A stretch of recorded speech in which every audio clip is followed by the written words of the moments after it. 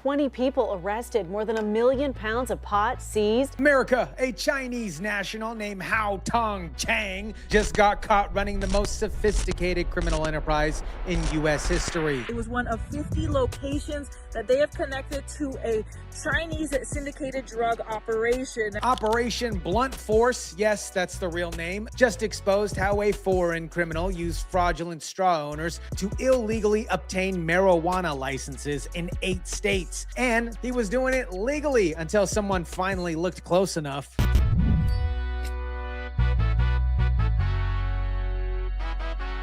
What is up, guys? Tyson DeLaCruz here. Thank you so much for rocking with me. I'm going to break down the biggest marijuana bust that I've personally ever heard of, how a Chinese national exploited American legal system to build a criminal empire, and why this proves everything we've been warning about foreign ownership on U.S. land. And this, my friends, it's going to blow your mind. Let me introduce you to Hao Tong Chen. No, not the soup special at the Chinese restaurant. Hao Tong Chen. This man is either a criminal genius or proof that our system is completely broken, that any foreign national can exploit it.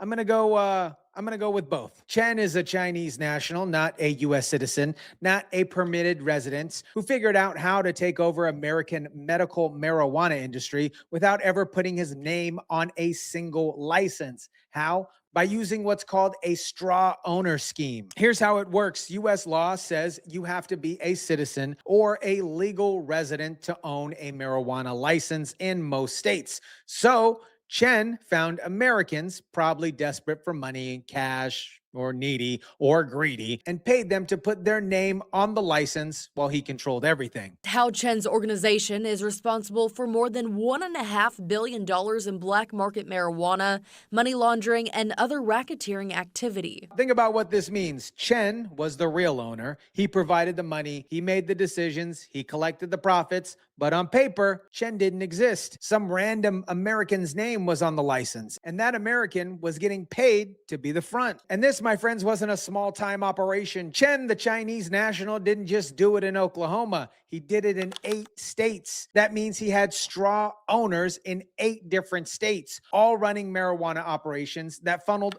back to him. This was a multi-state criminal enterprise disguised as a legal business. Now, here's what makes this even more disturbing. Chinese Chen was buying American land to run these operations. So not only was he stealing marijuana licenses, he was also taking ownership of U.S. property through the same fraudulent scheme. We captured Hao Chen, a drug kingpin who masterminded a Chinese syndicated crime organization's illegal drug operations across Oklahoma, New York, Nevada, and Texas. Over 50 search warrants executed simultaneously across 8 states. That's not a local police raid. That is a military-style operation requiring months of coordination between states and federal agencies. Think about the logistics here. You've got Oklahoma leading the investigation, but you need cooperation from 7 other states. You need judges from 8 states to sign off on warrants. You need law enforcement in 8 states to execute raids at the exact same time, so Chen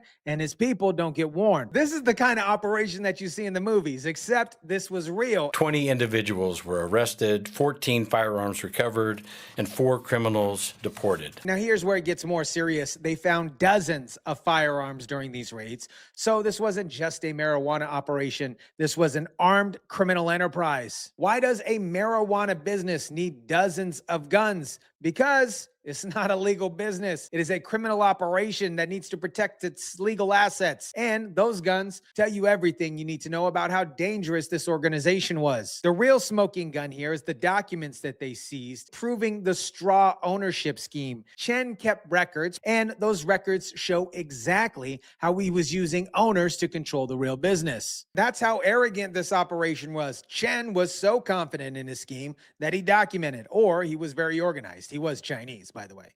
So Most of the time, they're really organized. He had paperwork, who the straw owners were, how much he was paying them, and how to maintain control of the operation. That is not just evidence, that is a confession. Now, let me show you the scope of what Chen built, because this wasn't just in Oklahoma. This was a nationwide operation that exploited legal marijuana laws in 8 different states. We know Oklahoma was involved. That's where the AG of Oklahoma was based. But Chen also operated 7 other states with medical and recreational marijuana programs. That means he identified states with weak oversight, found straw owners in each of those states, built a coordinated network of fake businesses in those states. And here's what makes this so dangerous. Each state thought that they were regulated local businesses. They had no idea they were actually licensing a Chinese-controlled criminal empire operating across state lines. Straw owners were paid to lend their identities to fraudulent grow applications, violating Oklahoma's residency requirements and concealing the true beneficial ownership. Listen how the AG from Oklahoma frames this: exploited weaknesses in state licensing systems. That's diplomatic language for our marijuana regulations are so poorly designed that a foreign Chinese criminal can take over. And that's the real story here. States legalize marijuana and create licensing systems, but they didn't build in protections against foreign ownership or straw owner schemes. They assumed people would follow the rules. Chen proved that that assumption was wrong. Think about what Chen accomplished. He built a multi-state marijuana empire without ever qualifying for a single license. He bought American land without being a citizen. He armed his operations with dozens of firearms without raising red flags. And he did it all while exploiting the fact that the states don't talk to one another. That's the vulnerability that Chen exploited. Oklahoma didn't know that he was doing it in Colorado. Colorado didn't know that he was doing it in Michigan. Each state was operating in a silo, and Chen was operating across all of them. Now, let me connect this to a bigger pattern, because Chen's operation is just one example of a massive problem. Chinese nationals buying up American land. Chen wasn't just running a marijuana business. He was buying property, American farmland, American real estate, American soil, and he was doing it through straw owner schemes that he used for the marijuana license. This, my friends, is happening all over the country. Chinese nationals and Chinese companies are buying up American farmland, especially near military bases. They're buying up residential real estate, driving up home prices for American families, and they're doing it through shell companies and straw owners, so you can't track who the real owner is. The Hao Chen organization ran a sophisticated fraud and trafficking operation built on deception. Drummond says the investigation started in March 2024. It used a straw ownership scheme to unlawfully obtain licenses from the Oklahoma Medical Marijuana Authority and registrations from the Oklahoma Bureau of Narcotics. The AG from Oklahoma gets it. This isn't just about marijuana. This is about national security. When a foreign national uses fake identities to buy American land and run American businesses, that is a threat to our sovereignty. And here's what makes this even worse. Chen is Chinese. That means there is a very, very real possibility that his operation had connections to the Chinese Communist Party. We don't know that for sure yet, but given China's track record of using private citizens to advance state interests, it's a question that needs to be asked. Was Chen just a criminal entrepreneur, or was he part of a larger Chinese strategy to gain control of American industries and American land? We don't have that answer yet, but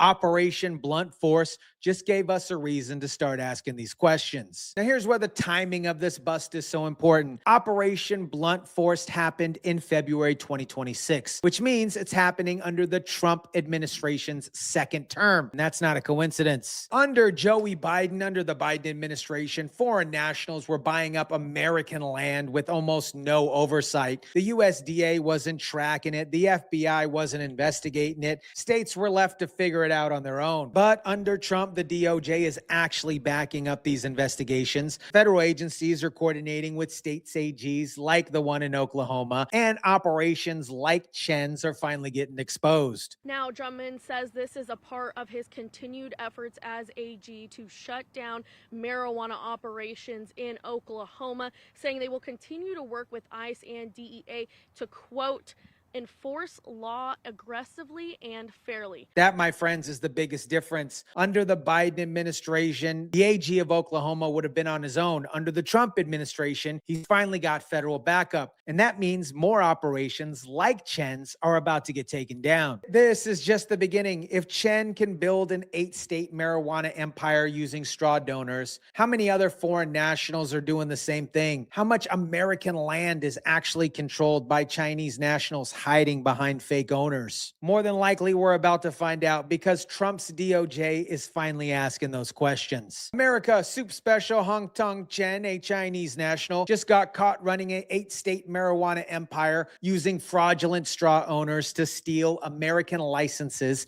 and buy American land. Oklahoma AG executed over 50 search warrants across 8 states, seized dozens of firearms, and exposed a criminal enterprise that exploited our legal system for years. This wasn't a drug smuggling operation. This was a legal system exploitation. Chen figured out that if you use American names on licenses, you can build a criminal empire without ever breaking a law until somebody looks close enough. The scariest part, Chen's operation proves that Chinese nationals are taking over American land and businesses using schemes our state aren't equipped to detect. How many more operations like this exist? Trump's DOJ is finally investigating this. State AGs like the one in Oklahoma are finally getting federal support, and operations like Daily Soup Special Chen's are finally getting exposed. This is what happens when you have leadership that actually cares about protecting American sovereignty. Let me know what you think about this. Drop it down in the comment section down below. Smash the like button if you kindly would. Share, subscribe, and as always, guys, I'll catch you on the next one.